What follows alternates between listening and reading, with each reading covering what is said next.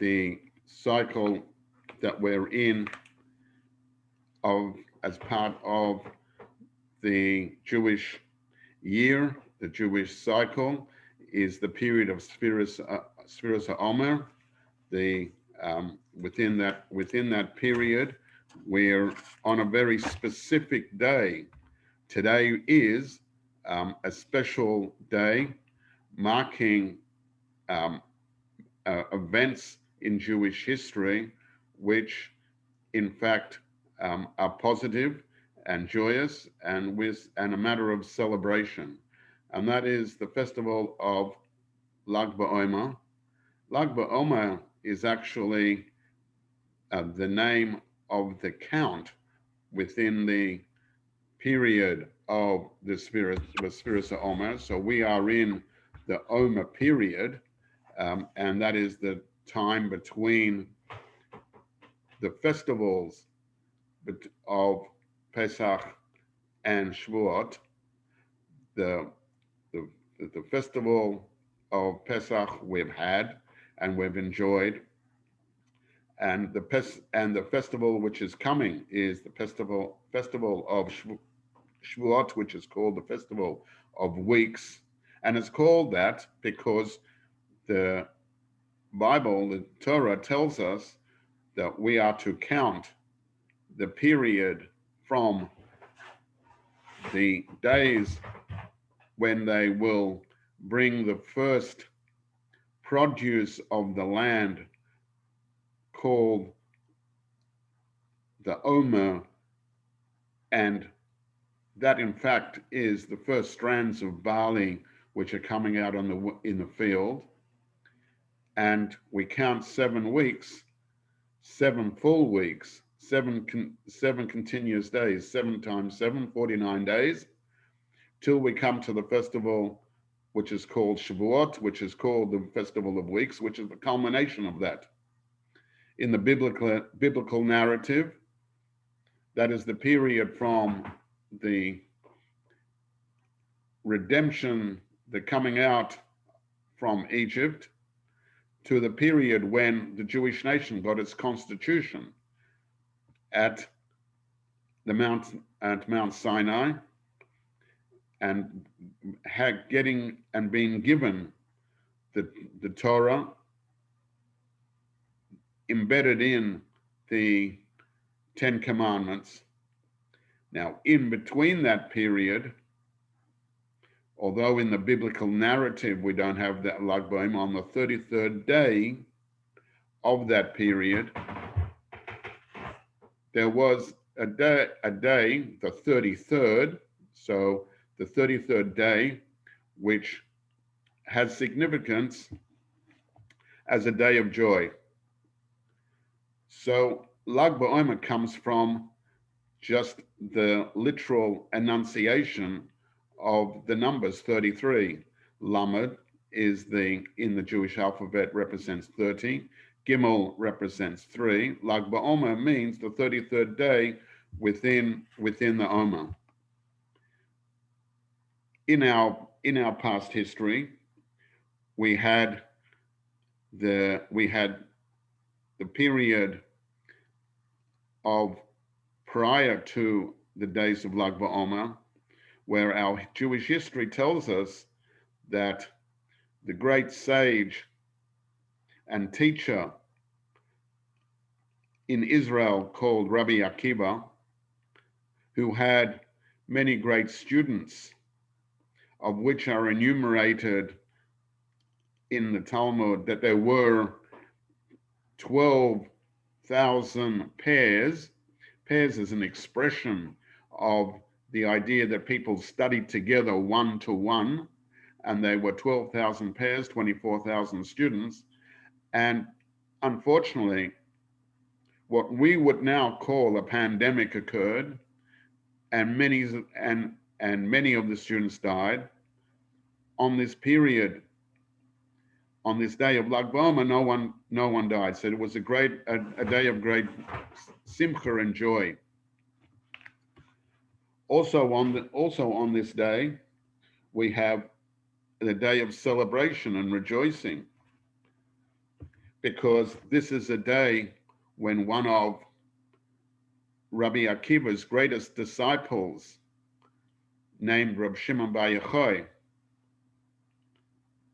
he proclaimed this day as a day of great simcha and joy, connected to teachings within the Torah, because on this day became revealed some of the greatest depths and what's called the secrets of the Torah, the deepest parts of the area of mysticism within the teachings of the Torah. And Rab Shimon Bar Yochai was in fact the person who authored the major text in Jewish mysticism called the Zohar. So in fact, although this is part of the teachings of the Torah, and everything and all of the Torah was given at Har Sinai, at the mountain of Sinai at the time of Shavuos, to Moses, notwithstanding that, parts of the Torah are what's called the revealed parts of the Torah. There are parts of the Torah which are called the hidden parts of the Torah. And the Torah itself, the Talmud tells us that the hidden secrets parts of the Torah is not to be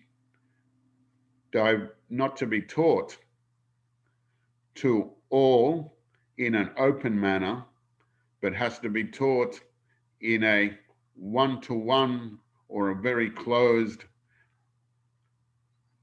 environment where in order to make sure that the understandings of the mysticism is only taught to appropriate and high-standing teachers. So for the many hundreds of years between the teachings that Rabbi Shimon Bar Yochai taught, all the teachings were done in very small groups, very small numbers, one-to-one.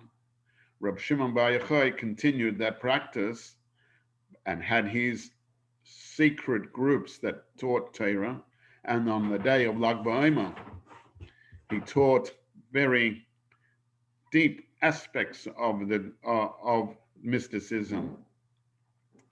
And he proclaimed that this day, which was the day of his passing, the day of his Yortzeit, we keep as a day of joy because he told us to, and said as part of the celebration of the revelation of the teachings of the Torah, we are to celebrate this day. So we continue to celebrate this day with great joy. Rabbi Shimon Bar Yochai himself lived under great oppression periods, in that he lived in Israel under the Roman occupation, somewhat 100 years approximately post the destruction of the Second Temple. And he was an extraordinary scholar, as we've said, and he was the author of the most basic work of Kabbalah that we have. The inner meanings and spiritual meanings that Rabbi Shimon was responsible for revealing, that part of the wisdom of the Kabbalah. The most significant day that he taught for many hours was the day of his passing, and that was the day of the LagB'omer. He declared to us that this should be a day of simcha and joy because of the revelation of the greatest secrets of the Torah were revealed on this day. Many centuries were to pass till another great Kabbalist, the Arizal, Rabbi Isaac Luria, would tell us that it was that the world had changed, and in this period of time we're allowed, and in fact duty bound, to reveal the secrets and the teachings of the Torah that is embedded in Kabbalah and in this wisdom. And more than a century post that time, the Baal Shem Tov, the founder of Hasidus, started to reveal and made more accessible the powerful teachings of Hasidus, together with other teachers who taught Jewish mysticism in their own unique way. But LagB'omer, notwithstanding that, remains that day on which Jewish mysticism first made its first appearance from an area of exclusivity amongst the greatest, only to be taught amongst the greatest sages of Israel. So that becomes the day today, on which that day of LagB'omer is today for you in the class, the attendees. It's the beginning of the day, the beginning of the evening of LagB'omer, and the day continues as a day of celebration. And in fact, this day is celebrated as such a special day that that if there was known, and if there was a person that didn't treat it in that proper holiness, and he was a scholar and he was a student, it was noted that this was something negative, and it should be treated as a day of as a day of simcha and as a day of joy. It is noted in the Talmud that there was even a person who had a custom to always feel and say some prayers about the destruction of the temple, and that being a worthy thing. He would include a prayer about the destruction of the temple in his prayers. Notwithstanding that, the Talmud mentions about him that, or it's actually not the Talmud, that one of our holy books mentions about him, and is mentioned that this person suffered a negative event because he was crying about the destruction of the temple on this day, which is a day marked for joy and celebration. Although we don't want to really publicize negative events like what happened to this great sage, nevertheless, it has been published in our scholarly works in order to teach us and tell us that this day has to be marked by celebration.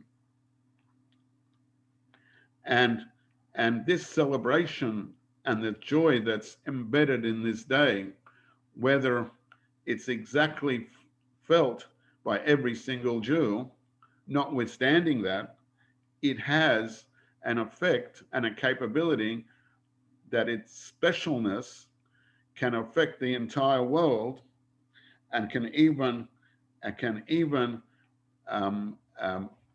affect and elevate in a spiritual sense the day. Reb Shimon Bar Yochai, this unique individual, said that his spiritual capabilities had the capability to be able to free the entire world from all levels of judgment, so that the entire world includes exactly what it says, the Jewish world as well as the non-Jewish world, so that the specialness of Rabbi Shimon Bar Yochai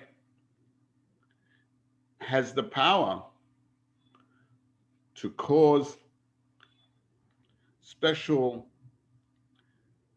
miracles within the world and to save them from the decrees of negative events.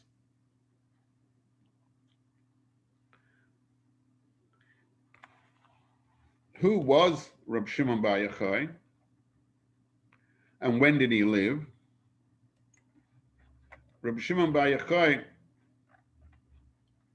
was, in fact, a student of Rabbi Akiva.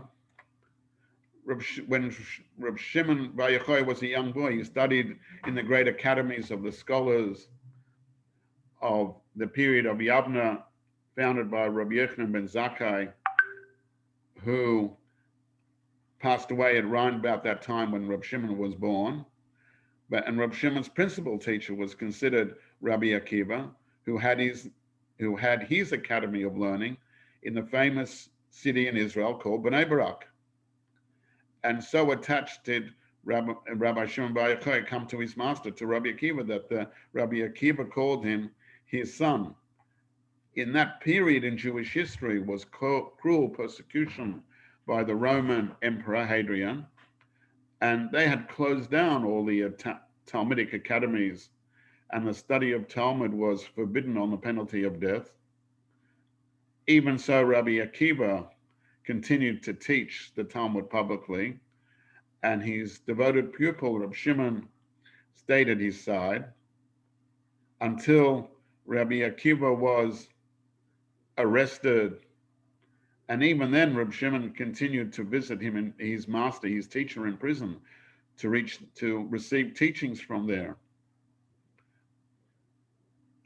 Rabbi Akiva was unfortunately condemned to die a martyr's death, and nevertheless, Rabbi Akiva and his disciples kept the teachings of the revealed part of Torah and passed them on, as well as Reb Shimon had all the deeper mystical teachings also.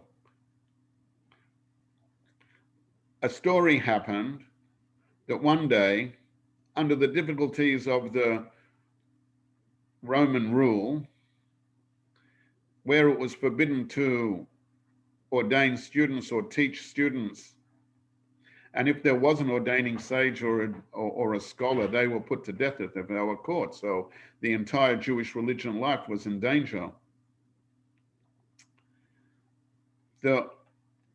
If someone was caught, they were put to death. This rule was very extreme, and many ideas were put forward how to continue things in small groups. For reasons of safety, the different teachers moved to different areas. And at the time, at once, when the Romans were getting close to finding where the great Rabbi Shimon was, he hid himself in a cave, and he hid there for a long period of time. He and his son hid in a cave for 12 years. God caused a carob tree to spring up at the entrance to the cave, as well as a spring of fresh water. And during the period of time while they dwelt in that cave, they sustained themselves on this basic food of carob and water. During that time, they studied and prayed, and they became the holiest sages of their day. At the end of the period of 12 years, in fact, Elijah the prophet himself came to bring them the good tidings of the change of government and a reprieve. And then the father and son left their cave. Passing a field where they saw Jewish farmers toiling on the land, they said, imagine, and they declared, imagine people giving up the sacred study of the Torah for worldly matters. And as soon as they said that their holiness, their extreme piety caused the field to go up in smoke. Having that as an experience, a voice came out of heaven and said, "Have you come to destroy my world? Go back into your cave." And this was a teaching to them that in their piety and sanctity, they hadn't been able to integrate yet the existence of physical existence in this world, and went back in to the cave to be able to take their holiness and work on how to integrate it with themselves. 1 year later, that same heavenly voice came back to them and telling them that they could leave. And as soon as they came out of the cave, it is said of them that they saw a man and he was hurrying on his way for Friday afternoon to prepare for the Shabbat. They asked him, "What are you doing?" He said he had two myrtle leaves in his hands, and he said I'm taking these two myrtles for adorn my house. They said to him, "Won't one be enough to just give you a nice fragrance in the house?" And the stranger said, "I'm taking two bunches because the passages surrounding the Shabbos day refer to remembering the Shabbos day and keeping the Shabbos day. Two aspects of the Shabbos being a positive commandment and the other one being dressed in a negative commandment. Remembering the Shabbos day tells us we have to do all the positive aspects of the Shabbat. Keeping the Shabbos holy means refraining from doing any work on the Shabbat. Reb Shimon said immediately that this was a message from heaven teaching us that see how precious all the mitzvahs, all the commandments that are being done by the Jewish nation, how important that they are to our brethren. So even though there was all this Roman persecution, the Jewish nation was still keeping to their commandments. As they went further, the Reb Shimon came out and he said, how can I help the world? And they asked, and he was told that there was these areas where there was people who were keeping strict observance of some of the rules, and they didn't know whether there were cemeteries where the dead people were buried, whether there was these places were in an area of sanctity or not. He said to them, and they told him, we don't know whether they are holy or not holy areas. So what he did was, he said, I'll fix them up and I'll tell you, I'll be able to feel in my sense of spirituality, which are the prohibited areas to travel and the not prohibited areas to travel, and which ones were okay. That is to say that Reb Shimon, by this time, and his son was so holy that just by sensing the environment, they could help all the Jews about where to travel. This is a teaching, an indication to us that with that we have to be able to utilize our times to be able to integrate our personal spiritual development that we do as individuals, but nevertheless take them as a basis to be able to say, how are we to make the world a better place for all the rest of the people of the land, people of Israel and the non-Jewish world as well. How can we betterment, and how can we make this place? How can we make this world a better place? Some of the very specific customs that we do on this festival is that there is an aspect of fire that the place of his burial, Rabbi Shimon Bar Yochai, where he in his latter years went to the city of Meron in Israel, and he lived there. And on the day, as we said before, um, as we said before previously, we said that before his passing, while he was living in Meron, Reb Shimon instructed his disciples to observe his Yotzeit, the day of his death, at the time of joy and festivity, since the day of a person's death marks the culminating point when a person achieves their purpose and course of their life on the earth. And when that comes to its conclusion, all the positive aspects of the person's life are elevated to a newer, higher realm.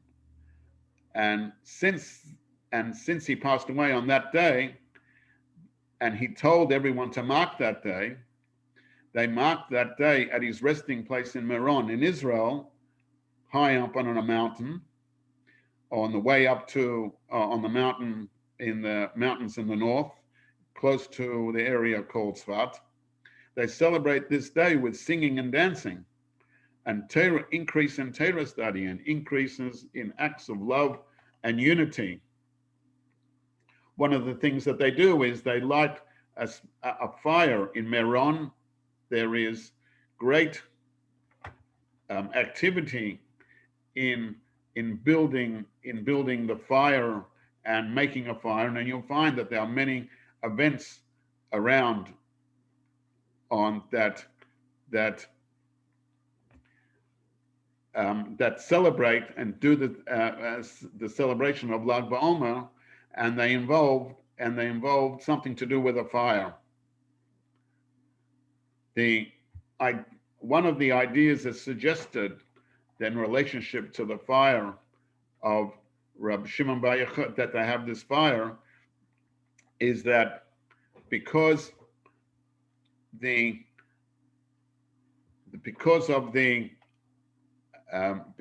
the great revelations that happen in terms with a fire, and the idea of that the light that's embedded in creative forces becomes released in terms of a fire. So they celebrate the revelation of the great strength and Torah knowledge that's embedded embedded in the Zohar. The literal translation of the word Zohar, although it means the book, it actually translates to the word of brilliance. And this brilliance is released in the fire. So one of the meanings behind the lighting of the fires and the pilgrimages that Jews everywhere have when over Israel, it is well known that this is a place of meeting in a typical year, in a non-pandemic year. In a typical year, there can be hundreds of thousands of people gathering up on that mountain, celebrating and singing, and lighting candles and praying at his graveside. It is a wondrous day of Simcha. And in fact, the Lubavitcher Rebbe taught us that in connecting to this idea of Rav Shimon Bar Yochai, and connecting to the idea of that the Rabbi Akiva's students who had passed away ceased to pass away on that day, on that miraculous day of LagB'omer. And one of the thoughts that are expressed in the Talmud about what might have been the spiritual cause of the pandemic in relationship with the students of Rabbi Akiva was that they it is expressed that they did not give enough emphasis and enough honor to their fellow students, to their fellow learners in the groups of Rabbi Akiva, in the students of Rabbi Akiva. Rabbi Akiva had taught them his famous adage, love your neighbor as yourself, as a basic principle of the Torah. And he and they perhaps weren't doing that to the best of their ability as Rabbi Akiva had taught them. In fact, it is said as one of the explanations in relationship to that is that the students of Rabbi Akiva were so enthusiastic in their learning, they were so brilliant and so shining in their learning that they extended their enthusiasm to the point of teaching their learnings and wouldn't accept and integrate the values of their colleagues' learnings and couldn't accept that. And in their intensity, they burnt each other up, and that they didn't give themselves, their colleagues, their other students, the correct respect that they should have under the adage of love your neighbor as well as yourself. In fact, on the one hand, they did because they wanted to teach their fellow colleagues those teachings. On the other hand, as they understood, on the other hand, they weren't open enough to accept their colleagues' teachings, and this caused that they didn't have enough respect. So our leader, the Lubavitcher Rebbe, taught us that in fact we need to compensate that, and that should be reflected in our prayers. We find that in our Siddur as an activity, we make a declaration before we begin to pray, that we say this declaration, that I accept upon myself the fulfillment of the positive mitzvah of love your fellow man as yourself.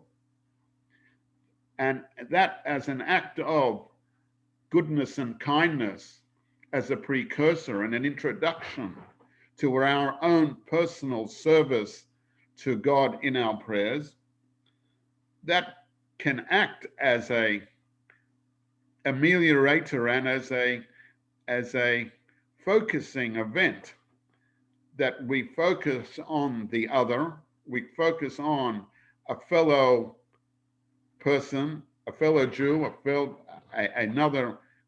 either another student or colleague, or even extend it further, another person in our environment. And with that, we make that as a precursor and as a basis that we love our fellow man, we love our fellow Jew, and that we come to Hashem in our prayers in a unified front, in a unified manner, that we've expressed our connective point to the nation Yisrael, to the broader realm of Israel, and we're connecting via that. But the Rebbe taught us that it's not enough just to make that declaration. We have to do something about it as well. As part of our davening statement, as part of our prayer statement, we say the statement, but we make a resolution that should be drawn and extended into some positive act, in some physical expression of that activity, so that we actually will do something. It's customary. It's customary for people to give a coin in tzedakah, in charity. Um, and the first of the deeds that we can do to implement this resolution of of doing a positive activity which unites the people together and unites the Jewish nation together by extension, and by extending our hand to their hand, we can connect by implementing this positive action. And the Rebbe encouraged us that we should give a coin to tzedakah, or give some sort of monetary donation on the purposes of helping the nation, because as the expression says, tzedakah, giving charity, doing positive deeds, brings closer the geula, brings the eventual and total redemption near.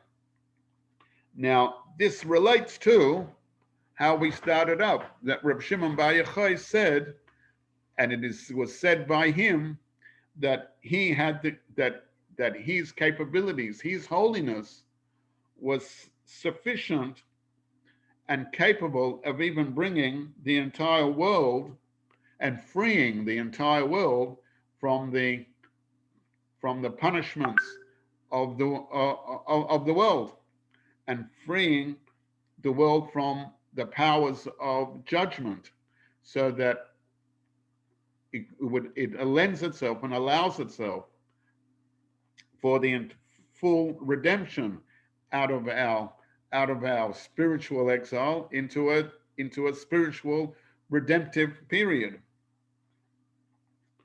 And in fact, it is explained by our holy sages that Reb Shimon Bar Yochai lived in a spiritual plane that was even beyond exile. What does that mean? Literally, exile means physically exile, but in a spiritual sense, it means disconnected from the holiness of godliness. That is to say, when we had a temple in existence, in physical existence in Israel, people could go and see godliness expressed in the temple in a physical manner. You could see it with your eyes, fire coming down from heaven. This was a spiritual experience that could be experienced by the body and seen by the body. Reb Shimon Bar Yochai was a person that could see this with his eyes. He was of such a level. The destruction of the temple meant that we, the Jewish nation, no longer can see that spiritualism, that is every single person, you and me. We don't see that level of spirituality physically with our eyes, but there are some holy souls who live amongst us who can and continue to do that. Reb Shimon Bar Yochai was the exemplar of that exact activity. And in fact, that's alluded to by how the spelling of the name of Reb Shimon. But the spelling of his name, how it's written, particularly in the text of the Zohar. Because although the Talmud, the revealed parts of the Torah, write Reb Shimon's full name, Reb Shimon Bar Yochai, sometimes the Talmud refers to him as just Reb Shimon. Sometimes he's referred to in his full name, Reb Shimon Bar Yochai.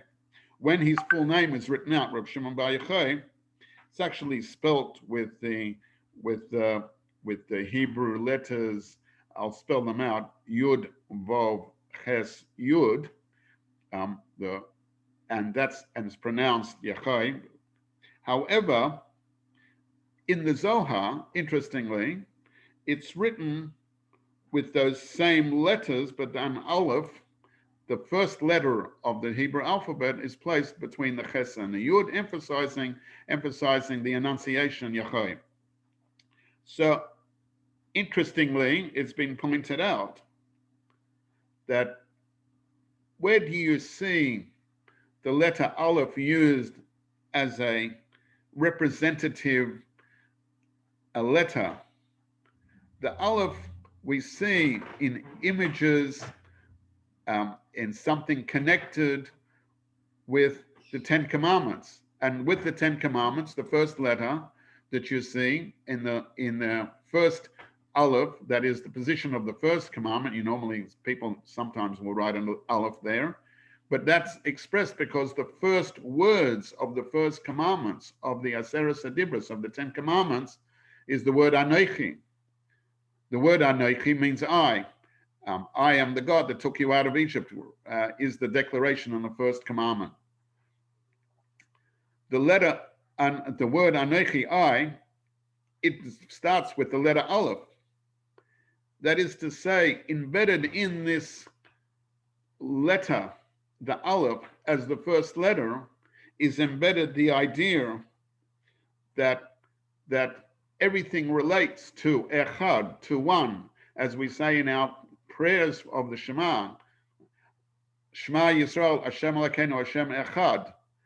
God is one, and His people and His connection to the Bnei Yisrael, to the Jewish nation, is one.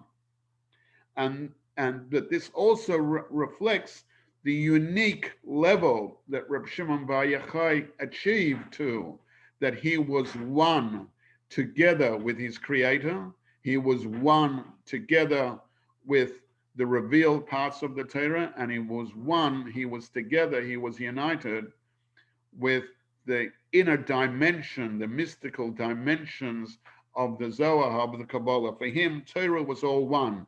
And therefore, going back to what I said before, that's why it states that Reb Shimon Bar Yochai, spiritually speaking, the temple did not cease.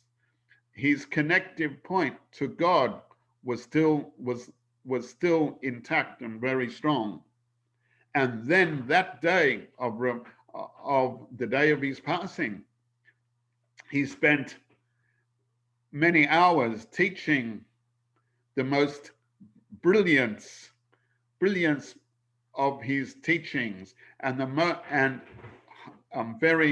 lot of extra teachings of the mystical side of the Torah were taught on that day, as recorded in the Zohar, and that people understood and recognized his sages, and the general populace of Israel recognized the holiness of this day. So therefore, there's the celebrations of joy. And what does joy do to us? Joy does to us that it breaks our constraints. It goes beyond our personal constraints that we have, so that we can express a deeper, stronger, more powerful connection with God. So the Aleph in Reb Shimon Bar Yochai's name alludes to and teaches us the unique quality that he had in his connection to godliness, that it also teaches us an even deeper capability that we can connect to that Aleph, and that the Aleph, that Echad, starting from our acts of goodness, of kindness that we start our day with, and our prayer with, the giving of an actual, doing a deed of, in an actual physical sense, doing a deed and connecting to our fellow Jew, that brings together and joins together and can connect us to the ultimate state of spiritual enlightenment, so that we can connect to the source of spiritual enlightenment, Hashem himself. That Aleph also then has the potential to transform the world from a state of exile to a state of redemption. It has been pointed out by the Rebbe in his writings and in his speeches that the word exile, geula, spelt with a gimel vav lamed hey, and the word for redemption, geula, sounds similarly in a phonetic sense. The difference between them is the aleph. That is spelt gimel aleph vav lamed hey, telling us that the difference between the state of spiritual alienation and the spirit of divine perfection that will be achieved in the age of perfection is only an aleph. Why do I say only an aleph? Because it's that connecting point of spirituality and godliness everywhere that changes our spiritual state of alienation into a state of being totally connected.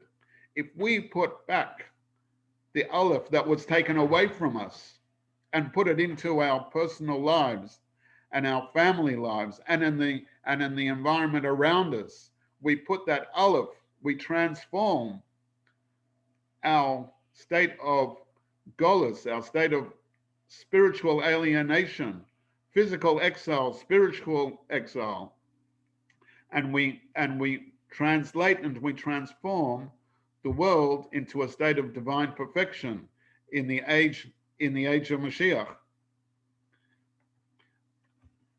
Reb Shimon Bar Yochai had a student at once, and his student decided that it was time to leave for his own family purposes the Holy Land. And at some point he came back and he returned. When he returned, he came back as a wealthy man. The other disciples of Reb Shimon saw this and started to become envious. Reb Shimon felt that amongst his students there was this feeling, and he took them one day to a valley not far from this city of Meron, and he announced, "Valley, valley, become filled with gold coins." And magically, miraculously, the valley started flowing with gold coins in front of them. Reb Shimon said to his disciples, "If it's gold that you want, here is gold, take it for yourselves. But know that if you take this gold, you're taking a portion of your world to come. For the reward of your studying Torah and doing the good deeds is only in the world to come." Those people decided that they didn't need that physical expression of the gold in the form of the gold coins. And they understand that it was facilitated by their studying of the Torah. But our world is a world of we call concealment and deception. The media not necessarily telling us all the truth. There's a potential for fake news. But the Torah teaches us and tells us the true source of the world. Without the Torah, we have a distorted perception of what is reality. With the Torah, we understand what is the true gold in the world. And someone whose life is devoted to the Torah might apparently suffer deprivations in some sort of way. And sometimes you can see that it's a person who abandons the Torah life can acquire riches, but that is not our world. The world of Mashiach and the world of redemption is the world of truth, the world which is the visible of the world which will be visible, that we'll be able to see godliness in the world, and we'll be able to see in the world to come everything revealed without distortions, and it'll be plainly visible then that physical gold comes from the fountain of the Torah. Reb Shimon inhabited, he lived that world of future reality.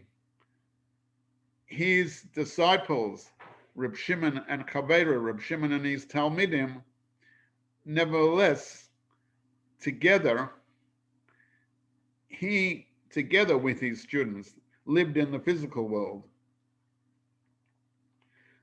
The students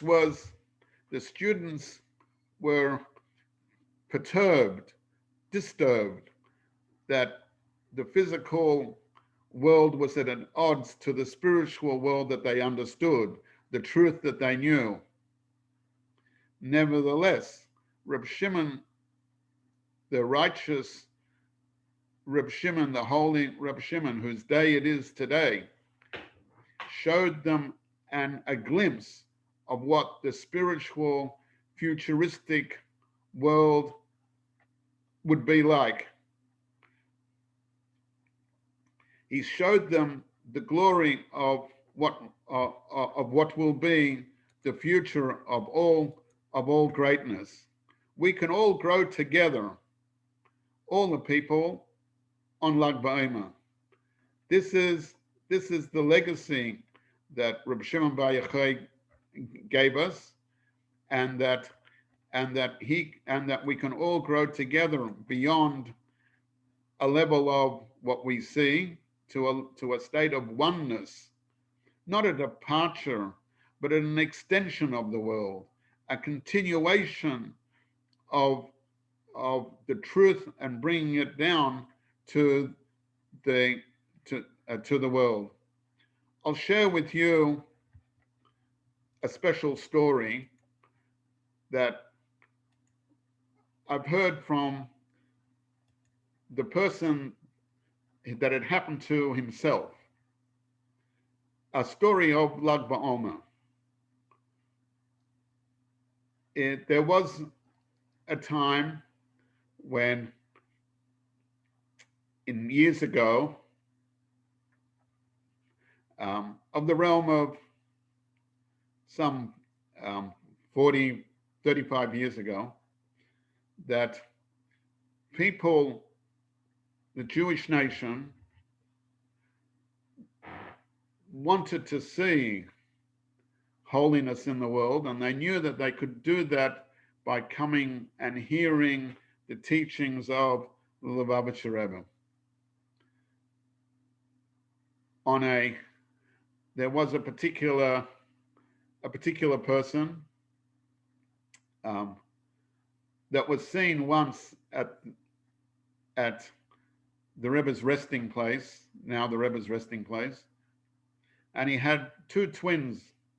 He was obviously not from his demeanor, it was obvious, and from the way he was dressed, it was obvious he wasn't from the Hasidim specifically of the Rebbe's, of another group, and that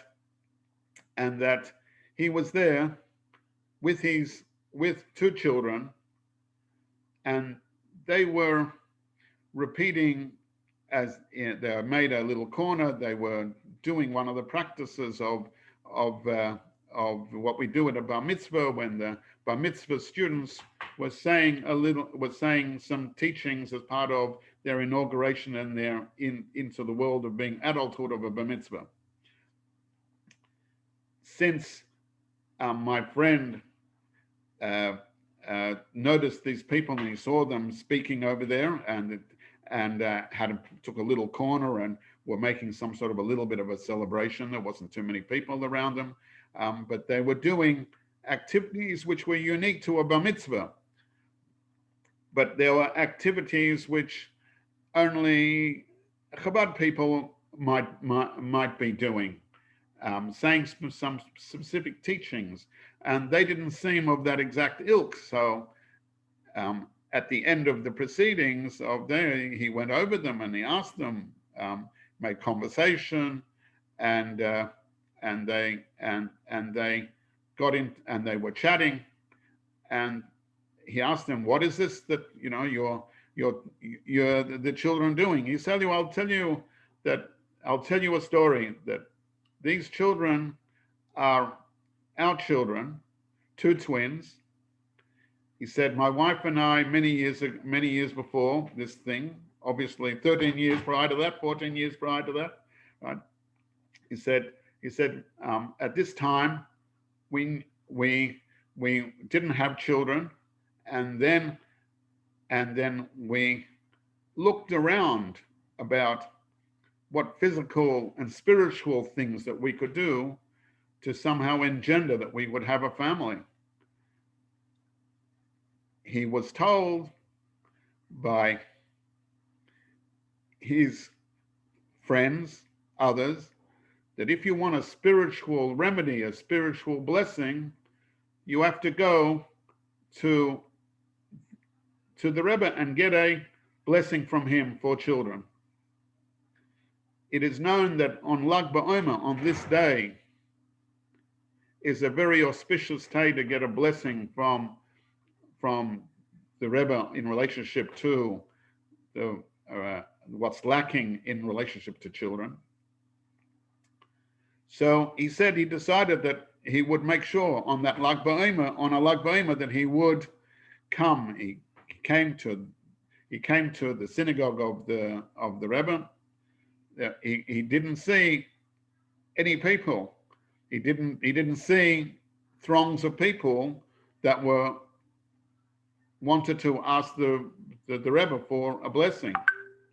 Someone told him, all those people at the moment, they haven't come yet, but you'll find that when the Rebbe leaves his personal house, that you might be able to see him then and be able to ask for a blessing. And in fact, the person who had told him that to go at this point in time, right, told him now, in fact, approximately now, according on a general day, the schedule of the Rebbe would be that he would be leaving now. So why don't you make your way to his house? Perhaps something can happen. So he went, and as he turned into the street of the Rebbe's home was 3 blocks away approximately from the synagogue. As he came into the street of the Rebbe's home, all of a sudden he saw throngs of people. He thought, what am I going to do? What's going to happen? There's so many people waiting. I'll somehow try to get in. And then he saw that the Rebbe, for those who are unfamiliar with, there was a certain distance between the Rebbe's house, going down a passage, and before the Rebbe went into his car, which then took him on to wherever he had to go to. So the people had lined up this entire passageway and were asking the Rebbe for blessings. He thought, how am I somehow going to get, my blessing? And he just saw that activity was happening, and he thought, what can I do? How can I achieve it? And the Rebbe was continuing to walk through the throngs. Some people were catching it, were asking him blessings, and the Rebbe was saying positive blessings to the people. He tried to get himself in line, but he was being pushed out, and then all of a sudden he saw that there was no way that he could get, and he found himself wanting to be close, wanting to be thing. He managed to get himself, and all of a sudden he found himself. He doesn't even know, but this is how he said the story. He didn't even know. He was on top of the car, bending his head over on the top of the car as the Rebbe was approaching and going to sit into the car. An unbelievable story, but he said, as others had said before him, he said, Rebbe, I want to have a blessing for a child. We haven't been blessed with a child. The Rebbe looked at him and said, a childmate needs someone to play with. He was totally bewildered, didn't understand what that meant. But the people around him understood. The Rebbe's secretary said to him, just say Amen, just say Amen. And he said Amen, and as a agreement and a connective point to the Rebbe, and the door closed. He obviously got off the car, and the car moved on. And he said, then a year later, these twins were born. We understand what the Rebbe said to us was that you'll not only be blessed with a child, but you'll be blessed with a twin. And these are the two twins. I wish this is a special day, a very special, auspicious day. We need to do our effort, our activity, whatever we need to do to connect to the holiness of this day so that we can transform our days of negativity to days of joy, to days of simcha, and that the light that exists, the spiritual light that exists on this day, move and transform us so that we can be connected to the Aleph of the higher order of existence, and that we can bring only the light, the fire of the Torah, the consuming fire of the Torah in a positive sense, and we can bring it to our own selves, our personal selves, and to the area, our community around us, and continue on to the world at large, bringing a total spiritual state of connectiveness to godliness everywhere.